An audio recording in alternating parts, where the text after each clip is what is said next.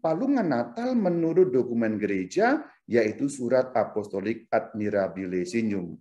Unsur yang pertama adalah palungan. Unsur yang kedua, langit berbintang. Unsur yang ketiga, reruntuhan bangunan. Unsur yang keempat, gembala dan domba, juga bisa disambung pegunungan dan sungai. Dan unsur yang kelima, malaikat dan bintang dalam satu paket. Kemudian unsur yang keenam, Maria dan Yusuf. Unsur yang ketujuh adalah tiga raja.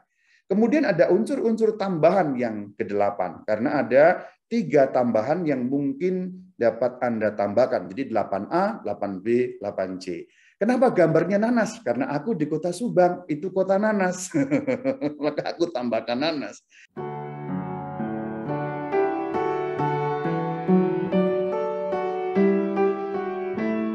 Ada 7 unsur yang perlu muncul dan beberapa tambahan. Oh iya, kalau ada yang bertanya, apakah 7 unsur ini harus? Dokumen gereja tidak mengatakan harus, tetapi mengatakan ya sebaiknya ada. Maksudnya begini, kalau ke-7 unsur itu muncul, maka mudah untuk menjelaskan. Bahkan saya boleh mengatakan demikian. Misalnya di dalam gereja Anda membangun menggunakan unsur-unsur yang lengkap ini selama masa Natal. Romo, imam, pastor berkhotbah hanya menggunakan presepium, beres. Karena semua unsurnya bisa dijelaskan. Tentunya dibangun dengan unsur yang benar ini ya. Kalau dibangun hanya menggunakan asal-asalan ya mungkin sulit dijelaskannya ya. Kalau unsur-unsur ini terpenuhi, itu menjadi suatu lahan untuk katekese yang luar biasa. Untuk pengajaran, bahkan untuk homili yang luar biasa. Jadi bahkan hanya saudara-saudari, mari lihat presepium. Saya jelaskan unsurnya begini, artinya begini, maknanya begini, kenapa ada itu? Wah, itu sudah 7 minggu dijelaskan satu unsur 1 minggu sudah nggak habis selama masa Natal. Pastor tidak kekurangan bahan homili, saudara. Haleluya, saudara. Tentu catatannya kalau dibangun dengan unsur-unsur yang ditunjukkan dalam dokumen ini. Sekali lagi, ini bukan kewajiban, bukan keharusan, bukan harus demikian, tetapi ini normanya.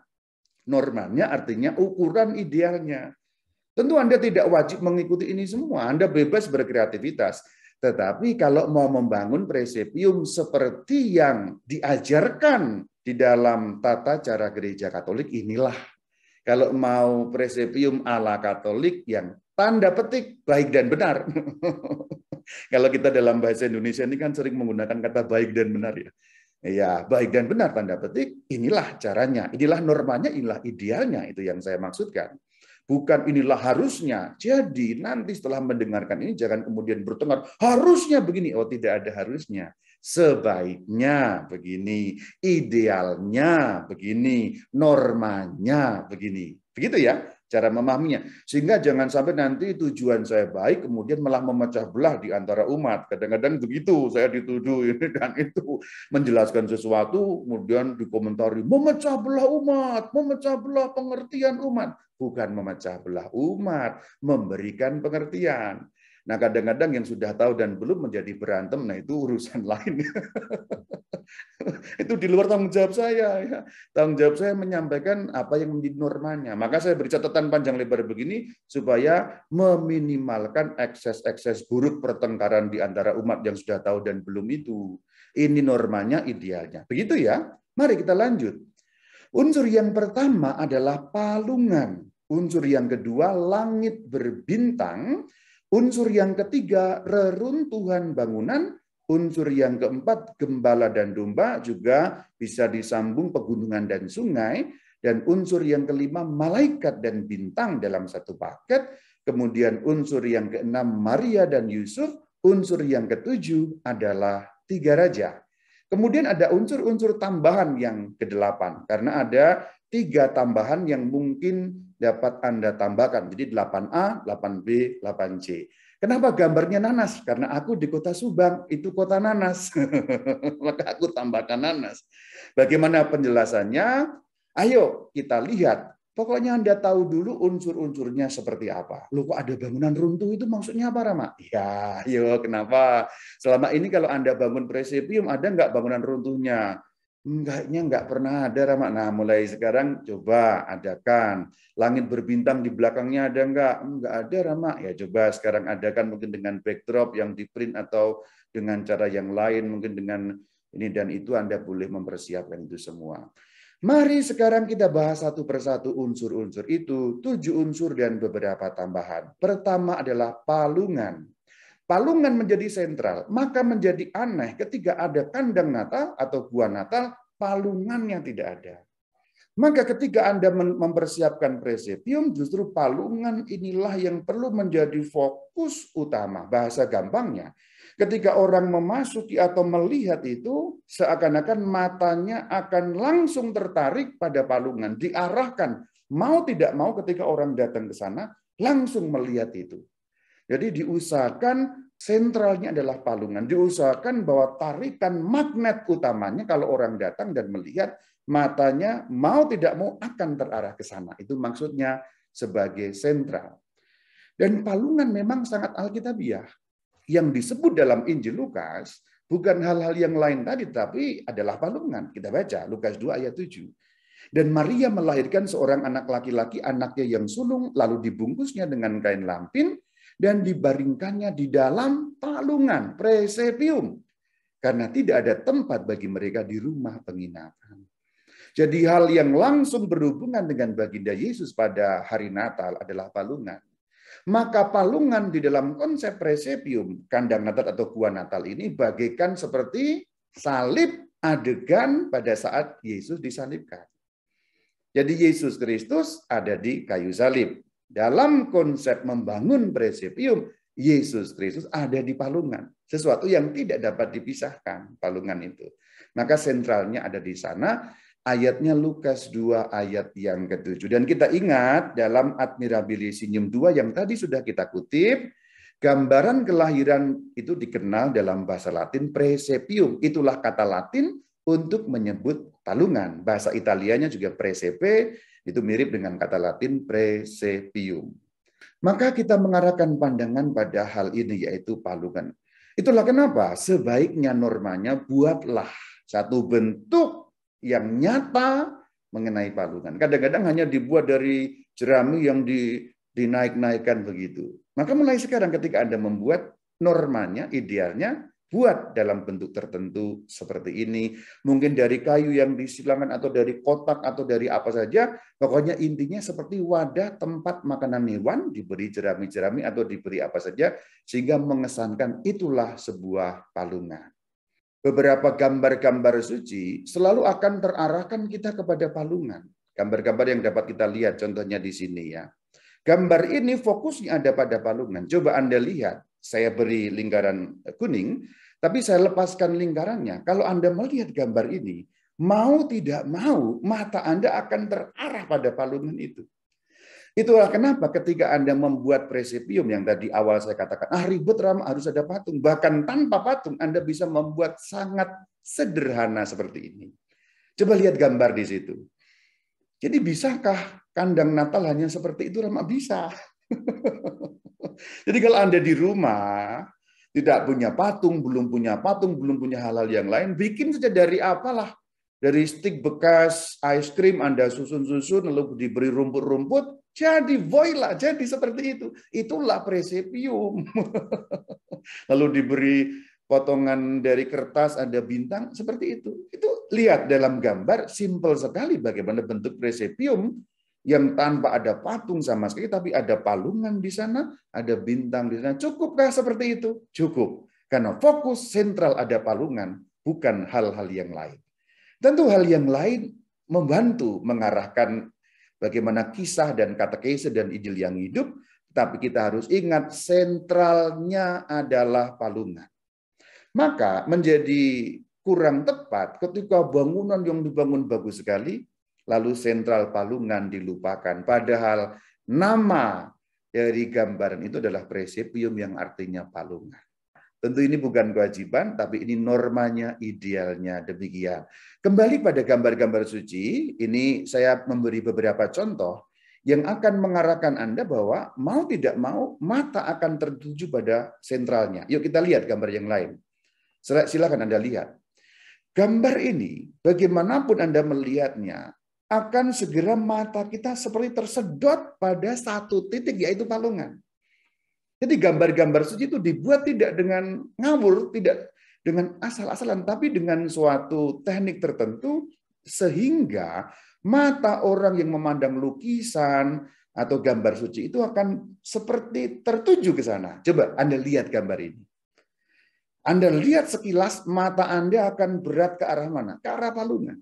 Gambar yang lain saya tunjukkan ke arah ini. Ya, silakan. Jadi dari gambar yang dibuat ini, seakan-akan mata kita itu dibawa kepada palungan. Gambar yang lain saya tunjukkan yang ini. Ya. Jadi semua gambar ini menunjukkan kepada kita, itulah sentralnya. Coba lihat ini sangat jelas. Begitu kita melihat gambar ini, mata kita dituntun ke arah satu titik, yaitu palungan. Maka coba saya perlihatkan sekali lagi bagaimana gambar-gambar itu. Ini tidak dibuat dengan ngawur, saudara-saudari. Orang yang menggambar ini semuanya beda-beda, tahu sentralnya di mana, titiknya di mana, teologinya, ajarannya seperti apa. Begitu ya. Jadi begitu Anda tahu, nanti kalau membangun presepium, fokuskan sentral pada palungan. Karena itulah titik utama dari pembangunan kandang Natal. Nah, pemahaman mengenai palungan sebagai sentral akan lebih jelas lagi. Ini akan diperkuat lagi ketika kita melihat kembali ke belakang bagaimana sejarah presepium itu. Bagaimana sejarahnya? Yuk kita lihat. Itu dikutip dari Admirabilissium nomor yang kedua. Di kota kecil Italia, Greccio, Lembah Reatina, Santo Fransiskus, yang dimaksud Santo Fransiskus dari Assisi ya, berhenti di sana. Di mana? Di Greccio. Kembali dari Roma, di mana pada tanggal 29 November 1223, ia menerima penetapan regulanya dari Paus Honorius yang ketiga. Jadi tahun pertama adanya presepium, 1, 2, 2, 3. Itulah awal mulanya ada dalam gereja Katolik yang namanya presepium. Pada artikel yang kedua, lanjutannya kita membaca demikian. 15 hari sebelum Natal, Fransiskus meminta seorang lelaki setempat bernama Yohanes untuk membantunya mewujudkan keinginannya. Selanjutnya, saya ingin, ini kata-kata Fransiskus Assisi, menghidupkan kembali kenangan tentang bayi yang lahir di Bethlehem. Ketika Fransiskus tiba, ia menemukan sebuah palungan yang dipenuhi jerami, seekor lembu, dan seekor keledai. Jadi presepium pertama tidak seperti yang kita bayangkan sekarang, tapi hanya ada unsur palungan, lalu ada binatang. Paling penting adalah palungan. Jadi ketika tadi Mas Yohanes diminta menyiapkan tadi, kemudian di sana hanya disiapkan sebuah palungan, ada lembu, ada keledai. Belum selesai ceritanya, mari kita lanjutkan. Kemudian imam dengan meriah merayakan Ekaristi di atas palungan dengan menunjukkan ikatan antara inkarnasi Anak Allah dan Ekaristi. Kenapa Yesus di palungan? Yesus makanan bagi kita. Maka ketika Ekaristi malam Natal tahun 1223 di kota Greccio itu, Romonya merayakan Ekaristi di atas palungan, ini menjadi kaitan yang sangat erat. Palungannya menjadi altar. Di atas altar ada tubuh Kristus yang menjadi makanan bagi kita. Mungkin suatu kali kita perlu membuat yang seperti ini. Altarnya menjadi palungan, lalu kandang Natalnya atau presepiumnya adalah seluruh panti imam itu. Apakah itu diperbolehkan? Ya nanti diskusi dengan ahli liturgi, tetapi dari sejarah yang pertama, presepium, palungan dijadikan sebagai altar di mana Yesus menjadi makanan bagi kita. Lalu menjadi klop makna dari Yesus sebagai makanan. Yesus ada di palungan. Ekaristi kita menyantap Yesus yang menyerahkan dirinya. Selanjutnya, pada saat itu, tahun 1223 itu, di Greccio tidak ada patung. Perhatikan, tidak ada patung. Gambaran kelahiran itu dilakukan dan dihayati oleh semua yang hadir. Admirabilissium nomor 2 mengatakan, begitulah bagaimana tradisi kita dimulai. Jadi kalau kita kembali ke tahun 1223, tidak ada patung. Hanya ada apa? Dikatakan ada palungan dengan jerami dan seekor lembu. Maka gambar yang sederhana yang tadi saya tunjukkan, hanya palungan diberi rumput dan diberi bintang cukup. Karena 1, 2, 2, 3, Santo Fransiskus dari Assisi membangun presepium sesimpel itu. Lalu begitulah tradisi kita dimulai. Cantik sekali bukan? Maka jangan kecil hati kalau Anda tidak punya patung. Belum bisa beli, tahun depan masih bisa beli. Kalaupun enggak terbeli juga ada kebutuhan lain, dari kayu bikin presepium. Karena itulah awal tradisinya. Justru seperti itulah, sesimpel dan sesederhana itulah tradisinya dimulai. Maka fokusnya ada pada palungan, saudara. Yang lain-lain kemudian berkembang pada abad-abad selanjutnya. Ingat, fokus titik utamanya palungan. Dan palungan punya landasan. Yang pertama Alkitab, Lukas 2 ayat 7. Dan tradisi yang dimulai dari gereja tahun 1223 tadi itu. Landasannya kuat sekali. Itu mengenai palungan. Beres. Jangan lupa, poin pentingnya sentral ada pada palungan. Mulai sekarang, kalau Anda bangun gua Natal, bangun kandang Natal, jangan lupa titik sentralnya, palungan. Lanjutkan unsur yang kedua, langit yang berbintang. Kita kutip dari Admirabilisium artikel yang keempat. Saya ingin merefleksikan berbagai unsur, nah ada berbagai unsur, dalam gambaran kelahiran Yesus untuk menangkap maknanya yang lebih dalam. Tentu berbagai unsur ini muncul dari perkembangan waktu demi waktu. Karena pada saat awal belum ada, kemudian berkembang sampai kita terima pada abad 21 ini, seperti inilah yang dijelaskan unsur-unsurnya. Kita lanjutkan. Pertama, ada latar belakang langit berbintang yang diselimuti kegelapan dan kesunyian malam. Latar belakang.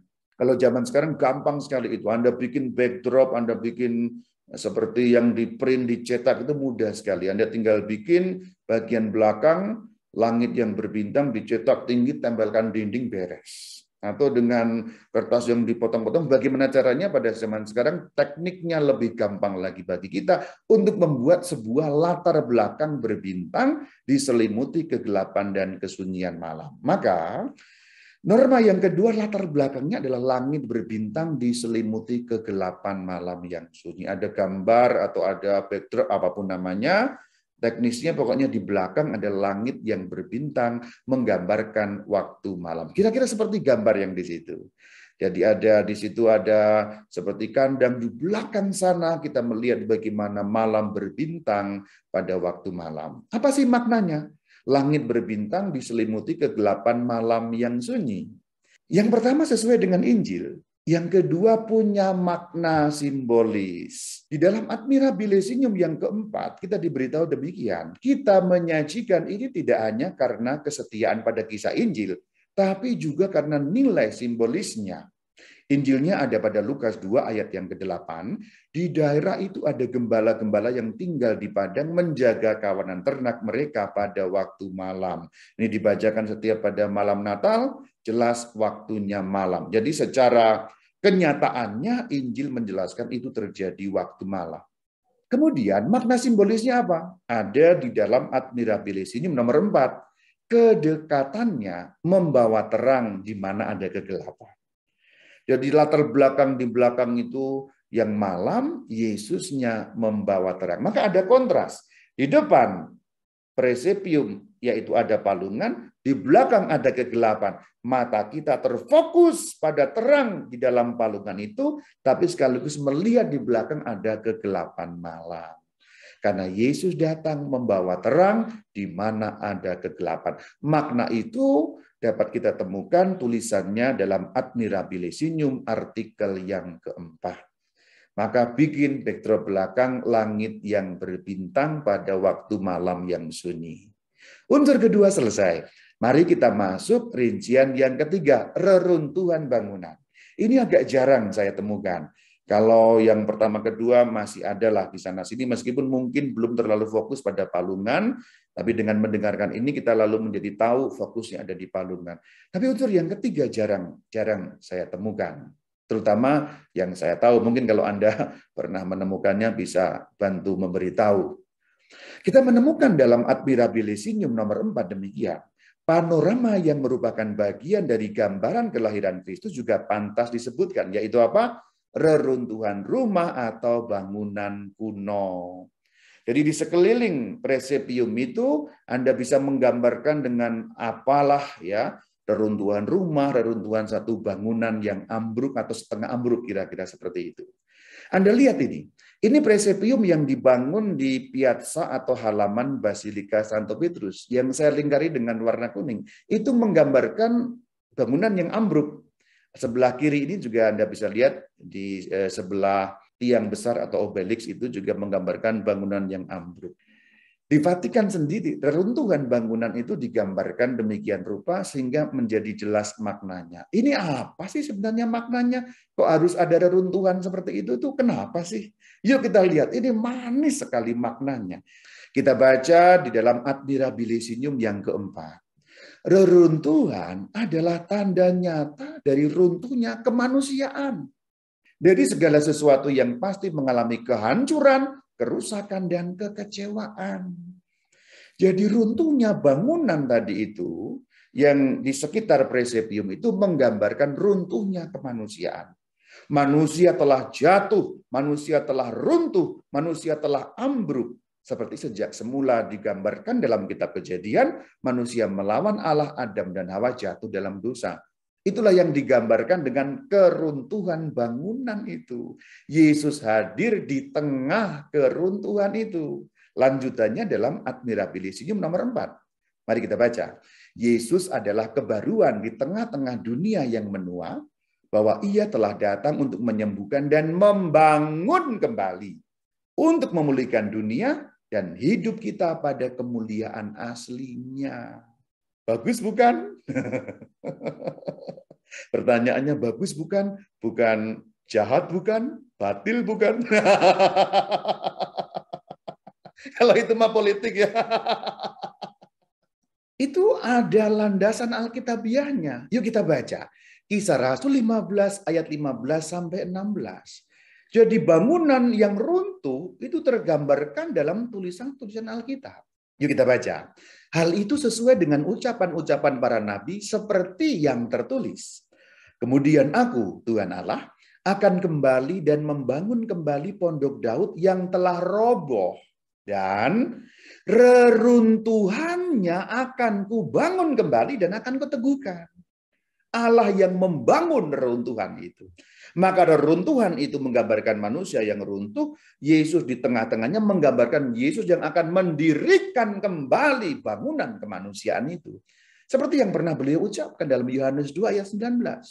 Jawab Yesus, runtuhkan bait suci ini dan dalam 3 hari aku akan mendirikannya kembali. Yesus Kristus baginda kita datang untuk mendirikan kembali manusia yang telah runtuh. Haleluya saudara. Bagus kan? Cantik kan?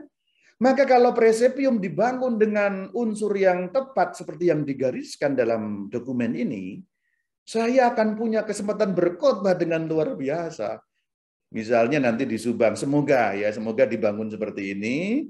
Saudara, lihat presepium kita, ada bangunan yang runtuh. Apa artinya? Saya jelaskan. Nah, lalu fungsinya menjadi katekese, menjadi Injil yang hidup memang benar. Nah, gitu kira-kira saudara-saudara. Cantik bukan? Jahat bukan? Batil bukan? Enggak, ini enggak jahat, ini enggak batil. Ini cantik sekali. Maknanya ada, alkitabiahnya ada, dan ini menjadi satu katekese Injil yang hidup bagi iman umat. Sekali lagi, ini bukan kewajiban dan keharusan. Ini adalah normanya, idealnya. Kalau dibangun seperti ini, mudah menyampaikan maknanya seperti apa. Unsur ketiga selesai. Kita masuk unsur yang keempat. Gunung dan sungai, domba dan gembala. Kita temukan keterangannya dalam Admirabilisium artikel yang kelima. Bunyinya demikian. Betapa banyaknya rasa perasaan yang menyertai kita ketika harus menyusun pegunungan, sungai, domba, dan gembala dalam gambaran kelahiran Yesus. Yang sudah umum domba dan gembala, mungkin bisa ditambahkan pegunungan dan sungai. Tapi andai kata tidak atau belum, ya oke lah, ada domba dan gembala, ini sudah cukup umum. Perhatikan ada domba dan gembala, umumnya juga kalau di paroki-paroki sudah ada, dan kalau di patung-patung hampir selalu ada domba dan gembala. Tapi apa maknanya secara keseluruhan? Disebutkan dalam artikel dokumen tadi, gunung, sungai, domba, gembala. Apa maksudnya itu? Maksudnya demikian, dalam Admirabilisium yang nomor kelima, kita diingatkan bahwa seperti yang dinubuatkan para nabi, semua ciptaan bersukacita dalam kedatangan Mesias. Maka digambarkan gunung, sungai, domba, gembala mewakili ciptaan secara keseluruhan yang bergembira karena lahirnya Sang Juru Selamat. Referensinya ada dalam liturgi kita, yaitu pada Mazmur Malam Natal. Nanti coba Anda dengarkan. Mazmur Malam Natal itu dikutip dari Mazmur 96, ayat 1, ayat 11, ayat 12. Bunyinya demikian. Menyanyilah bagi Tuhan, hai segenap bumi. Nah, segenap bumi. Biarlah langit bersukacita dan bumi bersorak-sorai, biarlah keburu laut dan serta isinya. Biarlah beria-ria padang dan segala yang di atasnya, maka segala pohon di hutan bersorak-sorai. Itulah kenapa digambarkan dengan gunung, sungai, domba, gembala, ciptaan bergembira, Mesias lahir. Itu maknanya. Unsur keempat selesai yang menggambarkan ciptaan. Sekarang unsur yang kelima menggambarkan yang ada di atas, yaitu malaikat dan bintang. Kita menemukan dalam dokumen Admirabilisium artikel yang kelima. Malaikat-malaikat dan bintang penuntun adalah tanda bahwa kita juga dipanggil untuk pergi ke gua dan untuk menyembah Tuhan. Kalau malaikat dan bintang umumnya sudah umum di mana-mana ada. Bagian ini saya hampir selalu melihat ada patung malaikat, ada bintang penuntun yang menggambarkan seperti juga dalam lukisan ini ya. Ada malaikat, ada bintang penuntun sehingga jelas sekali adegan dalam Injil. Oke, kita tidak terlalu bahas. Unsur yang keenam tentu tidak lain adalah orang tua baginda Yesus, Santa Maria dan Santo Yusuf. Bagian ini sudah selalu ada pasti ya. Saya tidak akan bahas panjang lebar, maka bagian ini skip ya. Lu kok di skip, Rama? Ya kita sudah tahu pasti ada patung Maria, patung Yusuf. Ini sudah jelaslah, tidak perlu dibahas lebih dalam lagi mengenai makna-maknanya. Dalam Alkitab juga sudah dapat kita jelaskan. Bagian ini semua orang rasanya sudah tahu, maka kita langsung ke yang nomor 7, yaitu unsur tiga raja. Tampaknya ini juga semua orang sudah tahu, tapi saya bahas sedikit bagian ini. Kita menemukan di dalam Admirabilisium artikel yang ke-9. Sementara pesta Epifania mendekat, kita meletakkan patung-patung tiga raja dalam gua Natal. Jadi mungkin ada pertanyaan, Rama tiga raja itu munculnya kapan? Epifania. Berarti malam Natal sudahkah kita letakkan di situ? Belum. Itu dasarnya di mana? Ini lihat Admirabilisium nomor 9. Sementara pesta Epifania mendekat. Pesta Epifania di Indonesia umumnya dirayakan hari Minggu ya, letakkan mungkin Sabtu siang atau Sabtu pagi, itu letakkan di situ sehingga pada saat liturgi pesta tiga raja atau pesta para Majus sudah ada patung tiga raja. Jadi tidak diletakkan sejak pada awal malam Natal dan perayaan-perayaan sebelum Epifania ya. Jelas sekali dasarnya ada di artikel yang ke-9. Kalau kita membaca landasan Alkitabiahnya, Matius 2 ayat 1 ayat 2. Sesudah Yesus dilahirkan di Bethlehem di tanah Yudea pada zaman Raja Herodes, datanglah orang-orang Majusi dari timur ke Yerusalem dan bertanya-tanya dan seterusnya, kami datang untuk menyembah Dia. Jadi mereka datang jelas tujuannya untuk menyembah Raja Penyelamat yang lahir, Yesus Kristus, junjungan baginda kita. Nah itulah tiga raja dalam perjalanan. Jadi jangan ditaruh dari awal ya. Mungkin nanti ada yang berdebat ya. Sekarang sudah boleh kata ini ya. Ya oke lah ya. Nanti Anda boleh menyebut dia belum ya. Di mana itu disebutkan Admirabilisium nomor 9. Jadi biasakan kalau bicara ada landasan, ada dokumennya. Oke, saya sebut saja hadiah-hadiah makna simbolisnya apa. Admirabilisium ke-9 memberitahu kita. Hadiah-hadiah yang mahal ini mempunyai makna simbolis. Emas menghormati kekuasaan Yesus. Kemenyan melambangkan keilahian Yesus. Mur melambangkan kemanusiaan suci yang akan mengalami kematian dan penguburan. Itulah 7 unsur yang perlu muncul pada saat kita membangun presepium alias kandang Natal alias gua Natal. Lalu mungkin muncul pertanyaan, lah berarti yang dibangun itu harusnya apa? Kandang kah? Gua kah? Bebas. Justru dokumen tidak pernah menyebut unsur itu. Jadi kandang tidak pernah disebut, gua tidak pernah disebut. Itulah kenapa kreativitas kita justru bisa pada bagian itu. Jadi yang melingkupi, yang menaungi itu seperti apa. Bahkan kalau kita melihat di dalam kitab Injil Lukas yang menceritakan secara rinci bagaimana kelahiran Sang Kristus, tidak dijelaskan persis sekitarnya apa. Hanya dikatakan palungan, sekitar ada gembala-gembala yang datang. Hanya itu saja, tidak ada rincinya. Apakah itu kandang domba, kandang ternak. Silahkan, itu imajinasi, kreativitas, justru kita bisa main di sana. Mau rumah adat Batak, mau rumah adat Jawa, atau rumah adat apapun, silakan bagaimana kreativitasnya. Tetapi ada satu hal yang cukup perlu diperhatikan bahwa tempatnya tentu bukan tempat yang berbau kemuliaan. Nah, itu perlu diperhatikan.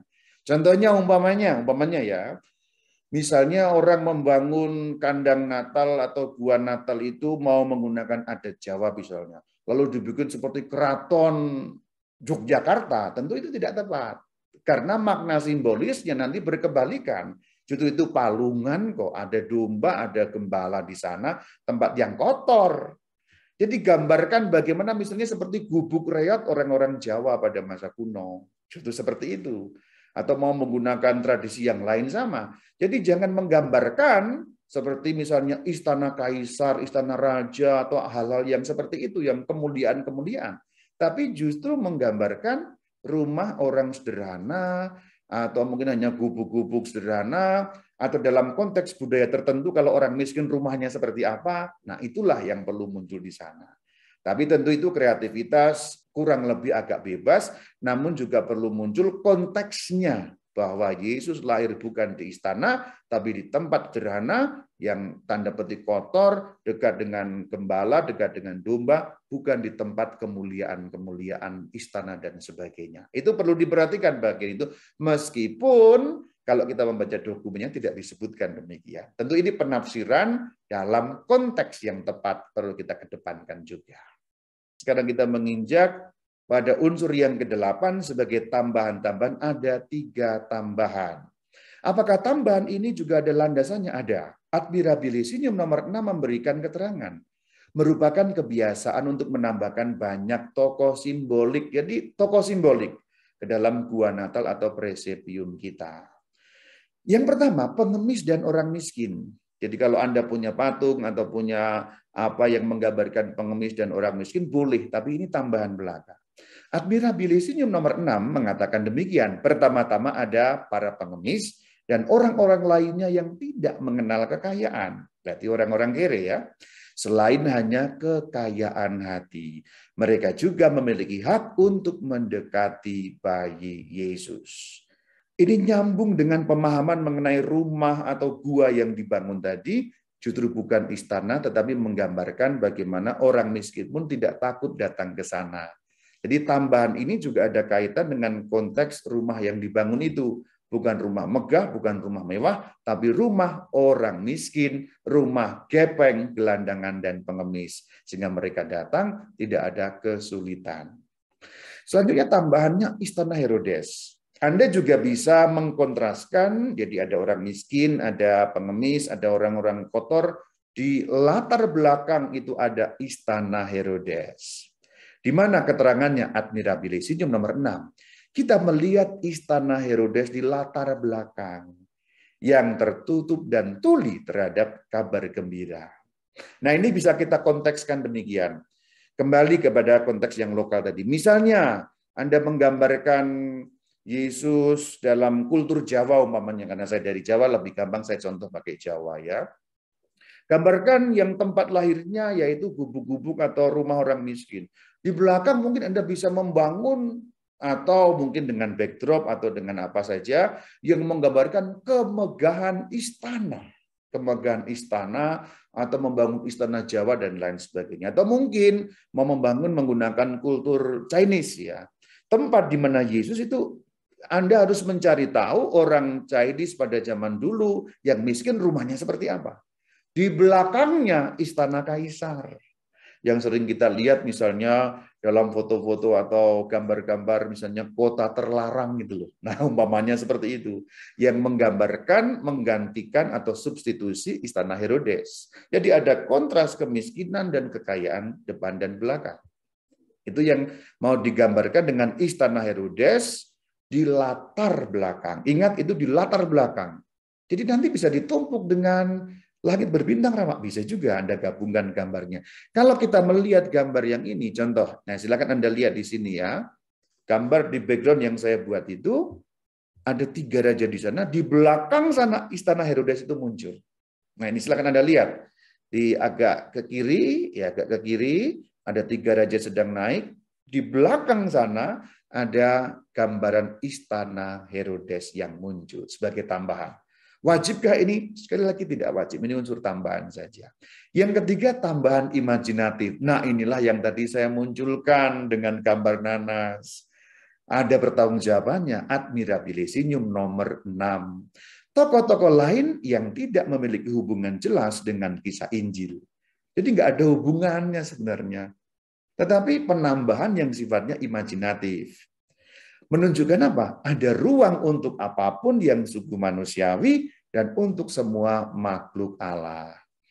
Karena penambahannya imajinatif, maka disesuaikan dengan konteks setempat. Aku ada di Subang, maka boleh ditambahkan ada nanas di situ. Kalau kamu dari Indramayu, Kota Mangga, tambahkan mangga di sana.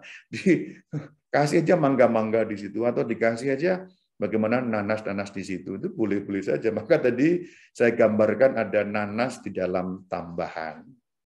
Kurang lebih demikian rancang bangun Presepium alias kandang Natal alias gua Natal kalau kita membangunnya menurut norma yang idealnya yang diuraikan dalam dokumen gerejawi surat apostolik Admirabile Signum. Kita tiba pada bagian terakhir ringkasannya untuk mengingatkan kembali unsur-unsur yang perlu muncul. Pertama, unsur yang perlu muncul sentralnya, pusatnya adalah palungan. Di background belakang ada langit yang berbintang pada waktu malam. Kemudian ada bangunan yang runtuh di sekeliling palungan itu menggambarkan keruntuhan kemanusiaan kita. Gembala dan domba, mungkin juga gambaran pegunungan dan sungai, menggambarkan seluruh ciptaan yang bersukacita. Lalu ada gambaran malaikat dan bintang penuntun yang mengarahkan kita pada Sang Mesias. Dan tentu gambaran selanjutnya adalah Bunda Maria dan Santo Yusuf sebagai orang tua Sang Kristus. Selanjutnya 3 raja nanti muncul menjelang Hari Raya Epifania dan ada tambahan-tambahan yang lain. Pertama, orang miskin pengemis. Yang kedua, sebagai background bisa digambarkan istana Herodes yang tuli akan warta Injil. Kemudian yang ketiga, gambaran-gambaran lain setempat. Contoh di tempatku Subang itu nanas, ada nanas. Indramayu ada mangga. Tempat Anda mungkin pantai, mungkin ada nelayan, ada perahu. Tidak ada hubungannya memang, tapi ada ruang-ruang imajinatif seperti yang tertulis dalam Admirabile Signum. Demikian, semoga pembicaraan ini memberikan tuntunan bagi kita mempersiapkan Natal, sehingga Natal kita akan diisi oleh suatu katekese dan Injil yang hidup dalam presepium. Dan semoga kalau Anda panitia Natal, membangunnya dengan baik, supaya imam pun dapat menjelaskan sebagai katekese bagi umat. Indah sekali bukan? Kalau kandang Natal, gua Natal alias presepium, dibangun dengan norma yang ideal. Shalom alaikum.